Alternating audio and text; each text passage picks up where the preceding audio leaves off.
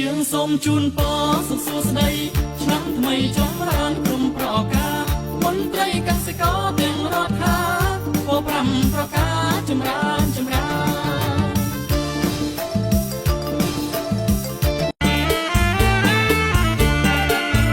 ស្រីស្រស់សូមអត់ទោសកុំខឹងប្រលឹងល្អអ្វីម្លេះទេបងសូមស្រឡាញ់អូនថាមិនដេចដែរជិះដល់ថ្ងៃចូលឆ្នាំថ្មីបងប្អូនប្រុសស្រីគុំរងទៅណា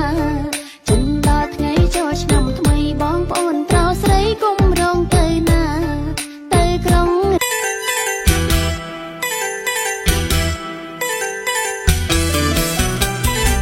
អីណែខ្មៅអើយខ្មៅស្រង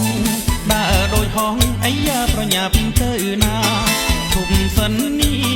ឈប់